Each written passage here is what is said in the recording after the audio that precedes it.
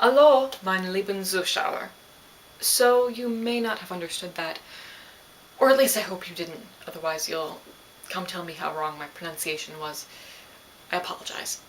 If you're wondering what brought this on, this week's prompt for our videos is, if you could change one thing in the world, what would that be? Being a lifelong fan of Douglas Adams' The Hitchhiker's Guide to the Galaxy, myself, I decided to explore the idea of implementing a Babel Fish-like device into the world. TV Tropes calls them translator microbes, a term that includes anything that makes instantaneous translation possible, specifically anything that isn't translated solely for the benefit of the audience, i.e. a dubbed French movie. Translator microbes often come into play when an alien race is involved in the plot to explain why the characters from Earth can communicate perfectly with them. Douglas Adams himself explains best how this works in Hitchhiker's Guide to the Galaxy. The Babel fish is small, yellow, and leech-like, and probably the oddest thing in the universe. The practical upshot of this is that if you stick a Babel fish in your ear, you can instantly understand anything said to you in any form of language.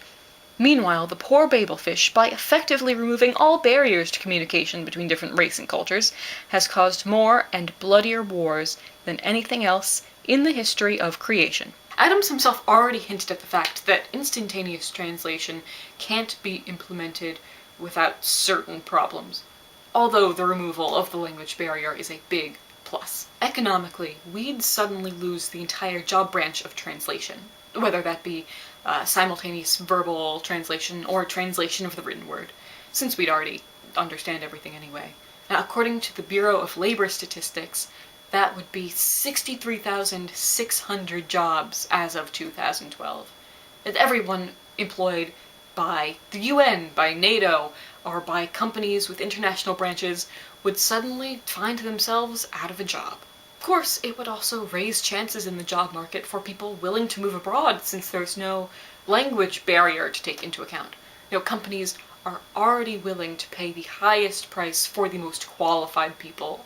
And without the additional language learning, that would be even easier. Especially young people with a penchant for traveling might find themselves with more job opportunities than ever before. This might also lead to a standardization of education to maximize the chances for young people on the job market. Especially countries at the top of the PISA issued list might find themselves with better chances of employment for their students after graduation, namely countries like China, Taiwan, and Japan. Speaking of education, we'd suddenly have the same problem as with the aforementioned translators. Language teachers would suddenly be out of a job, unless language classes were replaced by culture classes. Now, currently, culture isn't always the focus in language classes, but it could end up being one of the most decisive factors as to whether people can compete in a foreign job market.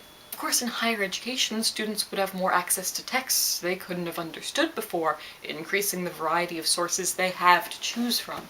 No longer would students have to rely on shoddily translated or oftentimes scarce materials from authors who just don't write in their native language. Education in general, however, might become more competitive than ever before, because students who previously would have been locked out of educational opportunities due to language barriers would now have countless resources.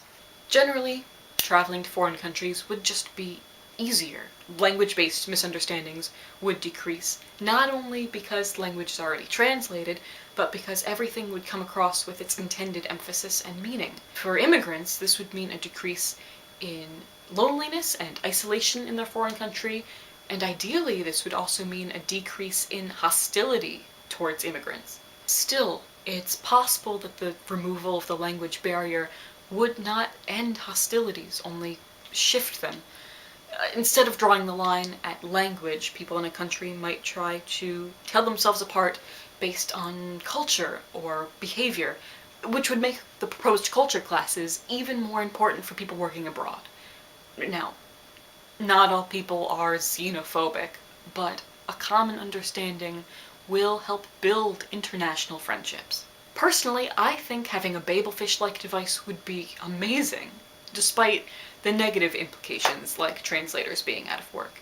I would love to read more texts that I couldn't have had access to before, and going abroad would be so much nicer if I could talk and engage with people indiscriminately without problems. If you have any thoughts or opinions on the subject of language barriers, or anything else I've mentioned in this video, please leave a comment. I would love to continue the discussion with you. And as always, if you like what you've seen here, please remember to subscribe and share, and I will see you all very soon.